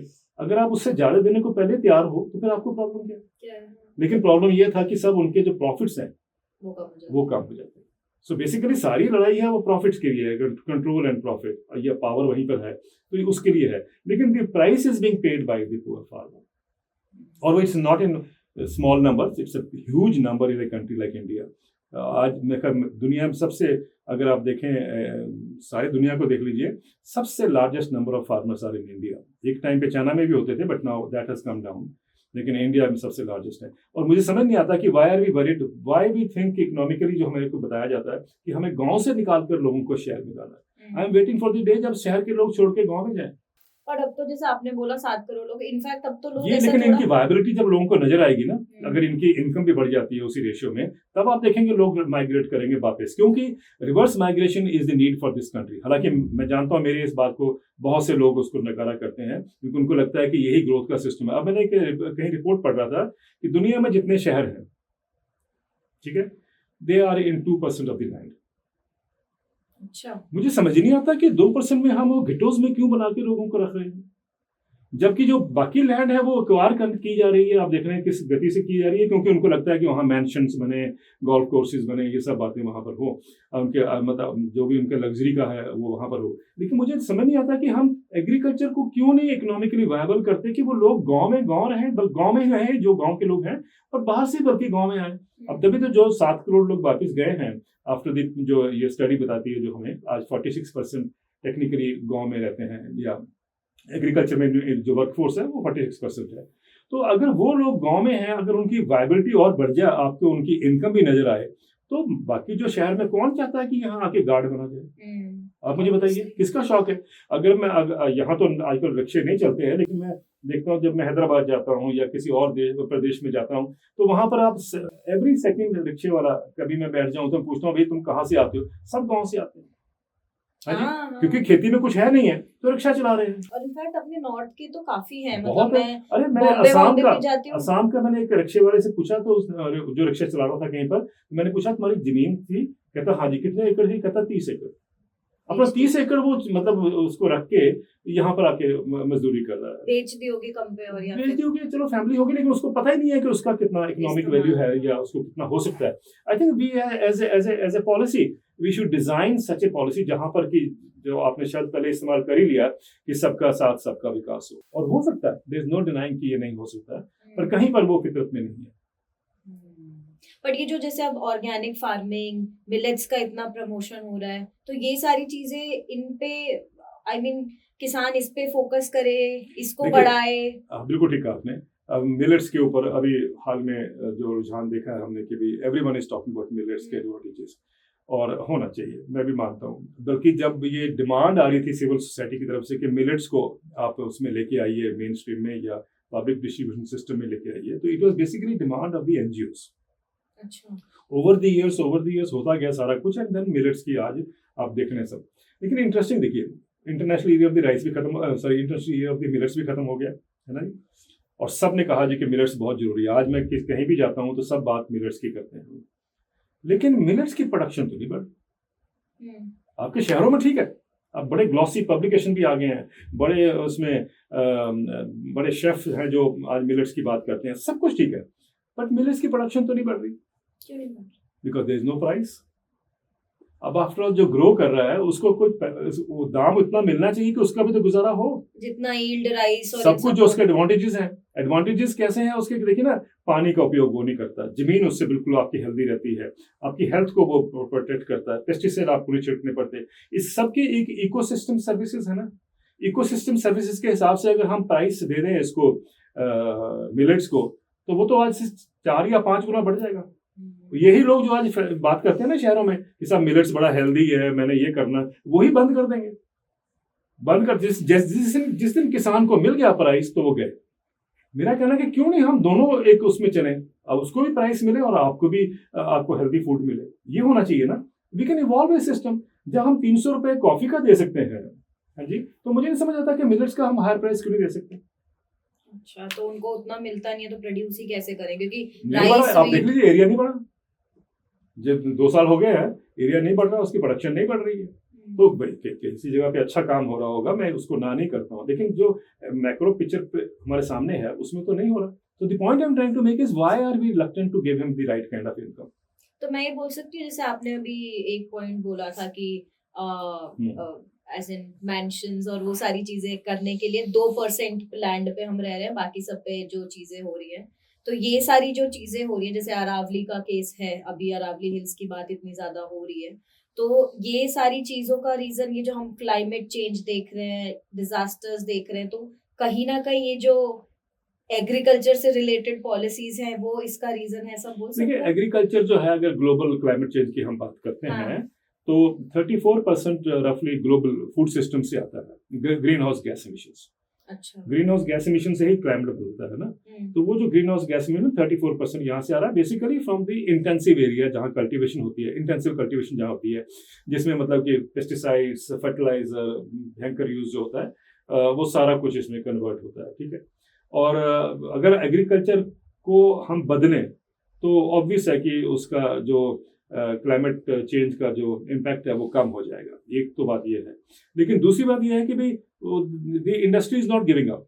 वो ये कहती है कि सब हम ऐसी क्लाइमेट स्मार्ट एग्रीकल्चर लेके आ रहे हैं कि जिससे कि नुकसान भी नहीं होगा और पर्यावरण भी बचा रहेगा और ग्रीन हाउस गैस एमिशन भी कम होंगे। They are basically moving into what is called as building of cartels. वो डिजिटलाइजेशन के प्रोसेस में कार्टल्स बन रहे हैं। और अभी पिछले डेवोस में पिछले साल के उसमें बताया गया था कि there are 68 more billionaires in agriculture now, food में। अच्छा, 68 मोर बिलियनर्स वो हैं जिनके हाथ में कंट्रोल है, ठीक है। और अभी तो बढ़ेगा, अभी तो शुरुआत हुई है। अभी देखेंगे जितने हम बात करते हैं ना, प्रिसीजन फार्मिंग, सैटेलाइट, ड्रोन्स और ये सब जो हम बात कर रहे हैं, और रिमोट का भी, ये सब मिला के ये control is getting into the hands of companies. अब ये इसका क्या नेगेटिव इम्पैक्ट होंगे, क्या पॉजिटिव होंगे, I think we have to study. We are moving into, मैं हर जगह बोलता हूँ कि ग्रीन रेवोल्यूशन जो था भारत में, it was agriculture revolution 3.0 and now we are moving to agriculture revolution 4.0। 4.0 में ये जिस सारी एग्रीकल्चर की बात मैं कर रहा हूँ वो एग्रीकल्चर आ जाएगा, और वो कंट्रोल जो है ऑब्वियसली कंपनीज के हाथ में होगा। और उसके टाइम पर what will happen to the farmers, I think is something that we need to really put our focus on. और क्या उसको जो इकोनॉमिकली उसका जो राइट्स हैं वो एड्रेस की जाएंगी कि नहीं की जाएंगी, इज ए बिगर इशू। एक बात। दूसरी बात, अब देखिए जब ये कार्टल्स बन जाएंगे तो आज दुनिया जिस तरफ मूव कर रही है, वो शायद आपको भी, you will be startled bye knowing कि दुनिया कहाँ जा रही है। कुछ कंपनीज ऐसी हैं दुनिया में, वो जमीन का उपयोग नहीं करते हैं, वो फार्मर्स का उपयोग नहीं करते, इनफैक्ट वो सॉइल का भी उपयोग नहीं करते। व्हाट दे डू इज कि एक बड़ी बिल्डिंग है, उस बड़ी बिल्डिंग में उन्होंने हवा से उसके जो मिनरल्स हैं जो जरूरी है वो निकाल लिए, और वो क्रॉस किया विद माइक्रो ऑर्गेनिजम्स जो उन्होंने रखे थे, और उससे फिर वो दे आर प्रोड्यूसिंग फूड, ठीक है। और इसमें उनसे पूछा गया, एक मैं इंटरव्यू देख रहा था, तो वो उनके एक ओनर कहते हैं, सीईओ साहब कहते हैं, we are not in the business of producing food. मैं भी हैरान हुआ। कहते हैं कि we are in the business of manufacturing land. क्योंकि जमीन उपयोग ही नहीं हुई उसमें खेती में, तो जमीन तो बच गई। And then we are also adding to biodiversity. देखिए सोचना कहाँ तक जाता है। तो वो ये करना चाह रहे हैं, और आप सोचेंगे कि मैं शायद ये कोई फ्यूचरिस्टिक प्लान बता रहा हूँ। फिनलैंड में the world's first food factory has already begun. Food factory, हाँ, ये फूड फैक्ट्री हुई ना, जो मिनरल्स उसमें, और उसमें कोई बायोडाइवर्सिटी का उपयोग नहीं है, कोई किसान का उपयोग नहीं। तो वो कहते हैं हम एग्रीकल्चर डिस्ट्रेस तो हमने वैसे ही एड्रेस कर दिया, जब किसान ही नहीं है तो डिस्ट्रेस कहाँ से होगी? समझ गए आप? तो ये अब डेवलपमेंट चल रही है। और दूसरी बात है कि एक आप नोट करना, अब दुनिया फूड की बात नहीं कर रही है, they have move to protein. आप देखिए अब रिपोर्ट्स भी आ रही हैं, सोशल मीडिया पे भी प्रोटीन का बड़ा वो किया जाता है कि सर फ्यूचर इसमें है, ये है, सब कुछ है। प्रोटीन तो पहले भी थी, लेकिन अब फोकस उस पर आ गया, क्योंकि इंडस्ट्री को प्रोटीन निकाल के सर्व करना है आपको। फूड की बात छोड़ दीजिए। तो वो कहते हैं कि what is food? Food is ultimately जो प्रोटीन आपके अंदर गई, ये उनका कहना है। अब ये हो गया है कि भाई देर आर ग्रीन रेवोल्यूशन के बाद पहली बार ऐसा हुआ है कि Holland is one country which is the second biggest exporter of agriculture. छोटा सा देश है, उसमें उन्होंने किसानों को 3000 किसानों को बेदखल कर दिया खेती से, और बोला कि आप डैमेज कर रहे हैं एनवायरनमेंट को because of your intensive farming systems, और ये भी कह दिया कि आप यूरोप में कहीं जमीन लेके खेती नहीं कर सकते। तो ये नहीं कि उनको पता नहीं है कि 3000 किसान को निकालने से नुकसान होगा for a country which is agriculture exporter, लेकिन उनको ये पता है कि फ्यूचर कहाँ से आएगा। Insect farming is now becoming a very big activity. Insect का जो है उसमें एक दिन में ही आप मिलियंस ऑफ इंसेक्ट्स प्रोड्यूस कर लेते हैं, और उनका फिर प्रोटीन निकाला जा रहा है। फिर प्रोटीन निकाल कर उसका फूड प्रोडक्ट बन जाएगा। फिर कोई फिल्म एक्ट्रेस आएगी, वो कहेगी कितना स्वादिष्ट है, और हमारा इंडिया जो है या हमारे जो लोग हैं उसको खाना शुरू कर देंगे। मेरा मतलब कहने का, look at where the world is moving. अब ये लोगों के ऊपर है कि आप उसको एक्सेप्ट करते हो कि नहीं करते हो। अगर आप उसको एक्सेप्ट करते हो तो फिर सफर द कॉन्सिक्वेंसेस। लेकिन अगर आप सचेत हैं and you want to be certain pressure कि भाई हम अपना नॉर्मल फूड जो हमें मिलता है, we don't want to let go of the romance with food, तब तो वो बचेगा। नहीं तो ठीक है, अगर आप खुश हैं तो खाइए। मेरा मतलब कहने का कि द वर्ल्ड इज चेंजिंग, और आप प्रोटीन के ऊपर, अब अगला रेवोल्यूशन प्रोटीन पे होगा ना। फूड सिक्योरिटी से हम प्रोटीन सिक्योरिटी पे जाएंगे। So this is how the जो चेंजेस आ रही हैं एंड फास्ट मूविंग। मतलब अल्टीमेटली किसान के लिए तो कुछ नहीं हुआ, उनका भी एक रिप्लेसमेंट आ गया। बिल्कुल हो जाएगा जी आने वाले दिनों में, जिस तरीके से प्रेशर है दुनिया में, और फिर ये क्लाइमेट चेंज के अंदर, क्लाइमेट चेंज में हम सबसे ज्यादा मार तो किसान को पड़ रही है। लेकिन अगर हम जैसे डिस्ट्रेस का कारण है उसमें एक ये भी है, तो अगर आपने डिस्ट्रेस का वो किसान ही हटा दिया तो फिर किसकी डिस्ट्रेस हुई? ऐसी अरावली में जो अगर पहाड़ी खत्म हो गए तो फिर हम कहते हैं कि पर्यावरण कहाँ गया। मुझे याद है, मैं एक सीमेंट फैक्ट्री का पहाड़, उसका लाइमस्टोन में जब एक्सट्रैक्ट करते हैं तो स्लाइस करते रहते हैं पहाड़ को। तो मैं गया उनके पूछने के लिए कि भैया ये तो पहाड़ चला जाएगा तो एनवायरनमेंट पे नुकसान होगा। तो जनरल मैनेजर साहब मुझे क्या बोलते हैं, सर जब पहाड़ ही में रहेगा तो कौन सा एनवायरनमेंट?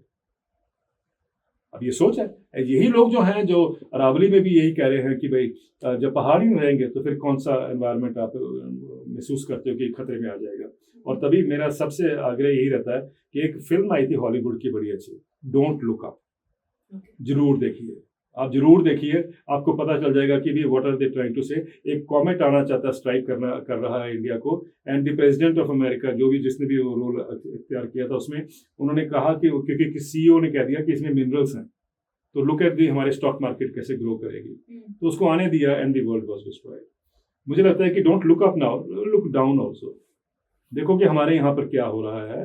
अब देखिए ना, इंडोनेशिया ने अपनी आर्मी भेजी नेबरिंग कंट्री में ताकि वो जंगल साफ करके आ जाए। तो ये अगर ये हो रहा है दुनिया में तो फिर I think we are on the, जो मैंने आपसे पहले कहा कि एक इंसेक्ट हो या एक हाई टेक्नोलॉजी की बात करेंगे और फिर ये जंगल कटेंगे, सो ये हो रहा है, we are fast moving in that direction. तो आप अरावली का अगर आपने पॉइंट बोला है, आप because you study so much, what will be the adverse effect इसका, ये जो हो गए अगर ये सारी अरावली अगर हम उसमें जैसा अभी उन्होंने कह दिया कि 100 मीटर की नई डेफिनेशन जो है, अगर उसके तरीके से ये अरावली खत्म हो जाती है तो it will be the beginning of the march of the desert, beginning of the march of the desert in the food bowl of India. इसको सर एक्सप्लेन।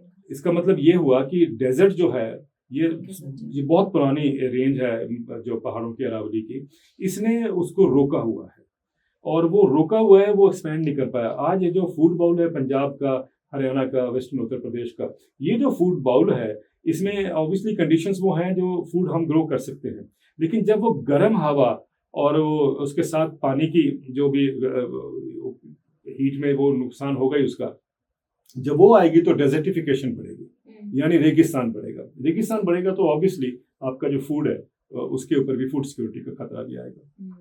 तो ये हो रहा है, ये होगा भी। और अभी आई एम सो ग्लैड कि अब एक मूवमेंट बन गया है देश में, शायद वो उसको रोक पाए, लेकिन अगर अभी नहीं रोका तो फिर I think we do have nobody to blame. And what about ये जो स्मार्ट सिटीज प्रोजेक्ट्स चलते हैं जो बन रहे हैं, इसका भी कुछ इफेक्ट लगता है आपको? देखिए, मुझे समझ नहीं आता कि हमारी जो सोच है वो इसी तरफ क्यों जाती है, जहां हम कंपनियां, कॉर्पोरेट्स, टेक्नोलॉजी, रियल एस्टेट, इन चीज़ों का वो करें, उपयोग करें। अब मुझे एक चीज़ बताइए, मैं आपसे रखना चाहता हूँ आपके सामने, कि महाराष्ट्र में एक गांव है अहमदनगर डिस्ट्रिक्ट में, उसका नाम है हिवरे बाजार। हिवरे बाजार 15-20 साल पहले एक डेस्टिट्यूट विलेज था, जिसमें पेरेनियरली पानी की कमी रहती थी। ये सब कुछ था वहाँ पर, और वो ड्रग्स भी हों, मार कुटाई भी जो कहते हैं पंजाबी में, वो सब कुछ होता था वहाँ पर। एक सरपंच जो बना है उस गांव का, उसने ऐसी काया पलट दी है कि हिवरे बाजार में 91 मिलियनर्स पैदा हुए। एक आदमी ने अब उसने ये जो सिस्टम हमें बताया गया उससे हट के काम किया है, वो आपको जाके देखना पड़ेगा। लेकिन मैं ये जानता हूं कि उस बात को इतना अप्रिशिएट किया गया है। अभी जब मैं उनसे लास्ट में मिला था तो उन्होंने एक बात बोली, और आप इसका, मैं कहता दुनिया में ऐसा कोई उदाहरण नहीं होगा। मैं जानता हूं कि व्हाइट हाउस में भी जितना मर्जी डोनाल्ड ट्रंप अपनी बहादुरी दिखा लें, लेकिन मच्छर का तो फिर भी वो श्योर नहीं है कि मच्छर काट जाएगा कि नहीं काटेगा। लेकिन हिवरे बाजार में सरपंच साहब बोल के गए हैं मुझे कि साहब, हमारे गांव में आप आते हैं, अगर आपको मच्छर काट गया तो ग्राम सभा आपको 100 रुपये देगी। This is in India. Can you believe कि ये इंडिया में ऐसा भी गांव है जहां पर कि मच्छर काट गया आपको 100 रुपये मिलेंगे। तो मुझे लगता है कि उस मॉडल को हम क्यों नहीं देखते। Why are we going for ये स्मार्ट सिटी नहीं है? उन्होंने ऐसा किया? स्मार्ट सिटी नहीं है ये, पहले मुझे बताइए। जहां पर 91 मिलियनर्स हो गए एक गांव, तो फिर आप बताइए कि आपको दूर जाने की जरूरत क्या है दुनिया से देखना कि जापान से हम ये ट्रेन लेके आएंगे, वहां से हम ये हवाई जहाज लेके आएंगे। आई थिंक सब कुछ तो है हमारे पास, और इंडिया तो इसी के लिए, यही तो रूट्स है हमारे, यही तो रूट्स है। तो हम लोग क्यों नहीं, हमारे को अपनी भी सोच को बदलना पड़ेगा। हम लोग जैसे अब आपके पॉडकास्ट के माध्यम से ये बातें जानी चाहिए लोगों में, ये बैठ के चर्चा होनी चाहिए कि यार हिवरे बाजार तो दूर नहीं है। हम क्यों जाते हैं पहाड़ों में गर्मियों की सर्दियों में भी और गर्मियों में भी छुट्टियां मनाने। आप हिवरे बाजार देख के आइए ना, देख के आइए, आपको भी समझ आए, आप भी जाके कुछ करेंगे, क्योंकि आफ्टर है तो कलेक्टिव एफर्ट ना। पर किया क्या उन्होंने? मेरे को ऐसे इंटरेस्ट तो आया, उन्होंने ऐसा कैसे कर लिया? बहुत सी चीजें हुई हैं पिछले 10 साल में, लेकिन मैं उनका ये बताना चाहता हूँ, उन्होंने देखा आके, उन्होंने समझा कि इस गाँव में क्या प्रॉब्लम। मैंने कहा कि पानी नहीं था, उन्होंने पहले पानी पे जोर दिया, उन्होंने कुएं सब दोबारा रीबिल्ड किए, चेक डैम्स वगैरह जो भी एफर्ट्स होते हैं वो सारे हुए, तालाब को दोबारा रीजनरेट हो गए हैं। तो सब कुछ होने के बाद फिर उन्होंने एक चीज देखी, अब ये देश नहीं मानेगा, लेकिन देखो उनकी अपनी रिक्वायरमेंट थी। उन्होंने देखा कि जितने ट्यूबवेल लगते हैं ना, वो पानी को खत्म करते हैं, ग्राउंड वाटर को। तो उन्होंने, ग्राम सभा ने ये फैसला लिया कि हम ट्यूबवेल ही नहीं लगाएंगे। अच्छा। उस गाँव में ट्यूबवेल नहीं है, ठीक है। फिर ऐसे ही उन्होंने सॉइल का, पानी का, सॉइल का, पहाड़ों का, जो भी, सॉरी पहाड़ कह रहा हूँ, पेड़ हैं, ये जो भी होगा, जो लैंडस्केप है, उसको उन्होंने पूरा जैसे बरकरार रखना चाहिए वैसे किया। और अल्टीमेटली स्टेप बाय स्टेप करते करते अगर एक गांव से 91 मिलियनर्स निकल सकते हैं, तो मुझे लगता है कि ये कोई भी डेवलपमेंट का मॉडल है वो उसके मुकाबले में नहीं खड़ा। सही में जी, कभी आपको मौका लगी आप भी जाइए। ये तो एक ऐसी जगह, होपफुली सोशल मीडिया से ये एक जगह फेमस कर दे जिससे लोग जाएं और समझे एक्चुअली क्या है। मैं एक सर वापस किसानों तक जाती हूँ। एक चीज आपसे मेरे को पूछनी, जैसे लोन की हम बात करते हैं कि एक मेजर रीजन है, दो चीजें जो मेरे को, कि एक तो वो आपने जैसे बोला था कि हर एक स्टेप पे उनको इशू है कोई ना कोई, मतलब जब किसान एक खेती कर रहा है तो कोई ना कोई इशू, हेल्प उसको हर स्टेप पे चाहिए रहती है। तो जब हम लोन की बात करते हैं, सबसे ज्यादा वो लोन्स किस चीज के लिए लेते हैं किसान? सबसे ज्यादा लोन फसल के लिए, फसल के लिए केसीसी जो। और ये जो टेक्नोलॉजी पार्ट हम करते हैं, जो टेक्नोलॉजी पार्ट की बात कर रहे हैं, तो जो अब आपने जैसे ये इतनी सारी चीजें आई हैं, तो इससे compete करने की ताकत है उनमें कि जो नेचुरल तरीके से वो काम कर रहे हैं वर्सेस जो टेक्नोलॉजी को यूज करके वो चीजें बेटर कर सकते हैं। तो टेक्नोलॉजी उनके पास है ही नहीं। टेक्नोलॉजी है भारत में, कहाँ टेक्नोलॉजी नहीं है, ये तो हम किसानों के पास। हाँ, किसानों के पास। आप देखिए पंजाब में आप हैं, हाँ। पंजाब की प्रोडक्टिविटी जो है गेहूं और धान की, 2 क्रॉप्स होती हैं मुख्यतः यहाँ पर, अगर प्रोडक्टिविटी देखें आप तो 11 टन प्रति हेक्टेयर, साल में 11 टन पैदा करते हैं वो। 11 टन तो हाईएस्ट प्रोडक्टिविटी में आता है दुनिया की। तो टेक्नोलॉजी तो उपयोग करते हैं, ट्रैक्टर इनके पास इतने हैं, हालांकि ज़्यादा हैं जरूरत से ज़्यादा, बाकी सब टेक्नोलॉजीज यहाँ पर आई हैं। फिर भी हम बोलते हैं कि टेक्नोलॉजी पे और इन्वेस्ट करिए, टेक्नोलॉजी पे और इन्वेस्ट करिए। कितना रिकॉर्ड आप तोड़ोगे? एक लिमिट के बाद तो सैचुरेशन पॉइंट आ ही जाता है। तो इन शॉर्ट उनके पास टेक्नोलॉजी भी है, स्किल्स भी है, लैंड भी है, प्रोडक्शन करने की पावर, ताकत सब है, बस जो कर रहे हैं उसका इनाम नहीं है। बिल्कुल ठीक आपने। अल्टीमेटली जो आउटपुट वो पैदा करते हैं उसका जो उसके अधिकार जो उसको मिलना चाहिए, कानूनी अधिकार, वो नहीं है उनके पास। सो दे सफर द कॉन्सिक्वेंसेस। लेकिन मेरा ये कहना है कि व्हेन आई से टेक्नोलॉजी डजंट ओनली मीन कि भाई उनके पास modern technology, corporate driven technology है, ऐसा नहीं है।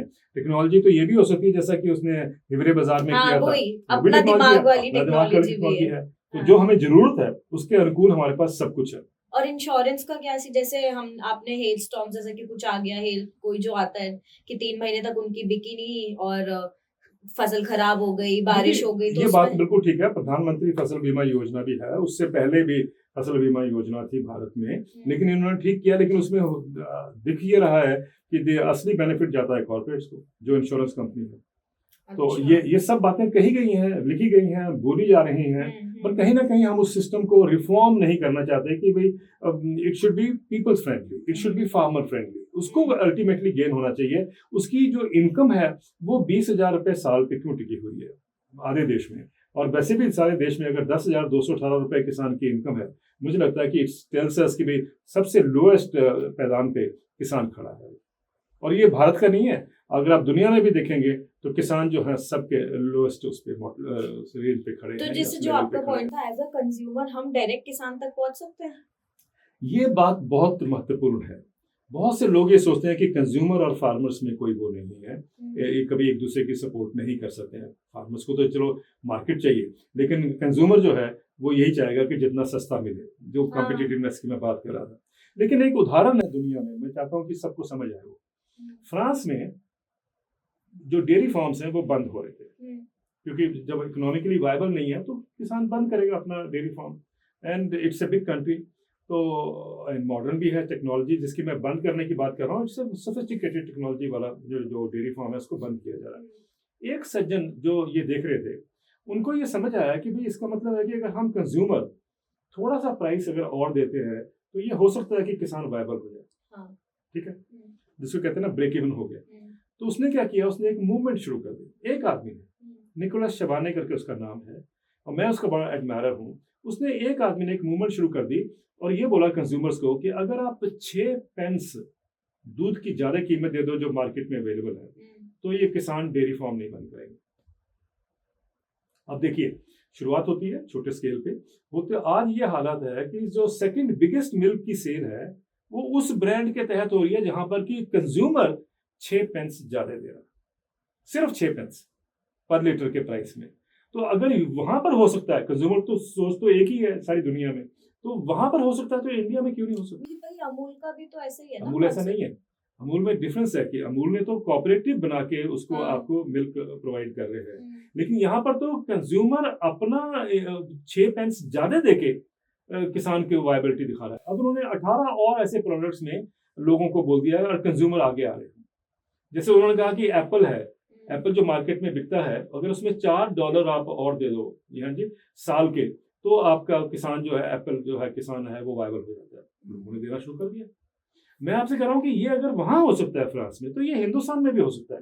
हम ये मकर संक्रांति पे इतनी सेवा करते हैं आम जनता की, है ना, ये भी इसको एक मान लीजिए कि अगर हमें उसको 6 पेंस वहां होगा, यहाँ शायद 10 रुपए होंगे, जो भी होगा, तो वर्कआउट करके हम क्यों किसान को क्यों नहीं ज्यादा मूल्य दे सकते? उसका कंज्यूमर दे सकता है ना। कंज्यूमर को क्यों देखना पड़ता सरकार की तरफ वो और सस्ता करे? Consumer should stand with the farmer. और वही बात है जो मैंने आपने पहले कहा था कि भाई अगर आपके पास एक फार्मर है, फैमिली फार्मर है, तो फिर आपका डॉक्टर की जरूरत नहीं है। मेरा यही कहना है कि ये भी तो फैमिली, जब आप ये सिस्टम लेके आएंगे, लोगों को एनकरेज करेंगे, तो ये भी तो एक तरह का फैमिली बन गया ना, परिवार बन गया बड़ा। तो पंजाब में तो कहाँ, जहाँ पर इतनी गुरुद्वारों की और इतनी इनकी सपोर्ट रहती है कम्युनिटी से, उसमें आपने देखा है पंजाबी हर जगह खड़े होते हैं, कहाँ भी दिक्कत आ जाए, है ना। तो वहां पे इनमें अगर डाला जाए कि भैया अगर आप 10 रुपए दोगे तो हमारे दूध का किसान वायबल हो जाएगा, तो किसान पंजाबी खड़े होंगे। मेरा सिर्फ कहना कि एक शुरुआत होनी चाहिए ना कहीं से। तो अगर ये मूवमेंट हम यहाँ चलाए, ये जो हमारे पंजाब की गवर्नमेंट है ये क्यों नहीं कर सकती? ये भी लोगों को बोल सकते हैं कि भाई आप ऐसे करिए। देखो ना, प्रधानमंत्री जी ने बोला कि आप एडिबल ऑयल का कम उपयोग करिए जो आयात होता है। ठीक बोला उन्होंने, क्योंकि हेल्थ के बड़े दुष्परिणाम है उसके। तो ऐसे अगर हम ये भी बोले कि साहब इसमें आप हर कंज्यूमर को चाहिए कि भाई इतनी मदद किसान की करने के लिए तैयार हो जाए, लोग खड़े हो जाएंगे। ये देश बहुत सपोर्टिव है इस बात का, लेकिन हमें कभी डाला नहीं गया हमारे दिमाग में कि ये भी एक तरीका है। और मूवमेंट तो एक बार अगर दिमाग में डालें तो आई Click थिंक करेगी। आगे जो हम बात कर रहे थे वो जेनजी जनरेशन वाली, आगे वाली जनरेशन वोक है कि Pick वो up करेगी। समझती है बिल्कुल और वो उठा भी जी सकती है। जी। बहुत सारी चीजें सर आप ऐसे बोल रहे हो, बट ये एक बार मैं फिर वो ऑर्गेनिक और ये मिलेट इंडस्ट्री पे आ रही हूँ वापस। मेरे को थोड़ा जानना है आपका, वो इंडस्ट्री कैसा कर रही है, क्या आपको फ्यूचर दिख रहा है उसका एग्रीकल्चर की एक, क्योंकि बहुत ज्यादा वेव तो बन रही है देखिए, प्रोडक्शन। मेरा ये मानना है कि future belongs to organics. Belongs to organic. Organic हम अभी ना उसको एक्सेप्ट करें, बट इवेंचुअली क्या हो रहा है कि ओवर द इयर्स लोगों को दुष्परिणाम उसके दिख गए, जो हम केमिकल अवेयरनेस तो आ गई है। अवेयरनेस आ गई है। कोविड ने और वो कर दिया है, इम्यूनिटी खत्म हो गई है लोगों की। अब लोग जो है उस तरफ जा रहे हैं। अगर आप कंपाउंड रेट देखें, इसका जो भी आप कहते हैं CAGR बनाते हैं, तो उसमें सबसे ज्यादा जो ग्रोथ हो रही है वो ऑर्गेनिक फूड की हो रही है। And not only in India but also everywhere in the world. अब बल्कि यूरोप में तो अब ये एक पॉलिसी लेके आए हैं, वो कॉमन एग्रीकल्चर पॉलिसी होती है, उसमें उन्होंने 200 बिलियन यूरोस का एक फंड क्रिएट कर दिया जो कि ऑर्गेनिक्स को प्रमोट करेगा। इंडिया में भी अब देखिए बड़ा अच्छा हो गया है, ये कदम लिया है ICR, Indian council of agriculture research, जो कि अम्ब्रेला बॉडी है, उसने ये आदेश दे दिया है, मतलब एक चिट्ठी लिख दी है सब यूनिवर्सिटीज को, वाइस चांसलर्स को, कि एक BSc एग्रीकल्चर नेचुरल फार्मिंग का कोर्स भी शुरू करें। अच्छा, तो ये बड़ी बड़ी इंप्रूवमेंट है ये, क्योंकि नेचुरल फार्मिंग जब एजुकेशन में आ जाएगा तो फिर then it becomes a part of the bigger जो पाथवे बहुत जरूरी है सर, जो हाल हो रहा है। और जो तबाही हुई है सॉइल की, देखो ना, सॉइल का जो ऑर्गेनिक मैटर है वो ऑलमोस्ट 0 पे पहुंच गया है इंटेंसिव एग्रीकल्चर में। पानी का दोहन हो रहा है, ये सब बातें जो हो रही हैं, आई थिंक उससे रास्ता निकालने का एक ही कि we have to move towards sustainable agriculture which comes through organic farming या नेचुरल फार्मिंग जिसको आप कहते हैं। अब आप सोचेंगे ये हो नहीं पाएगा। आंध्र प्रदेश में the world's biggest natural farming का मॉडल है वो आंध्र प्रदेश में, उसकी बात नहीं होती। क्यों? उसमें GDP नहीं बढ़ती। GDP तब नहीं बढ़ती, फर्टिलाइजर ज्यादा यूज करोगे तो आप खरीदोगे तो कंजम्पशन बढ़ती है और GDP बढ़ती है। पेस्टिसाइड आपने छिड़का तो GDP बढ़ती है। लेकिन जब आप फर्टिलाइजर पेस्टिसाइड का उपयोग ही नहीं कर रहे हो और तब भी आपकी पैदावार बढ़ जाए, तो फिर मॉडर्न जो इकोनॉमिक सोच है वो उसको अप्रिशिएट नहीं करती है। मुझे तो यही नजर आता है। और आंध्र प्रदेश में आज इतना बड़ा प्रोग्राम ये बन गया है कि 8 लाख किसान वो उन्होंने केमिकल से नॉन केमिकल खेती में चले गए।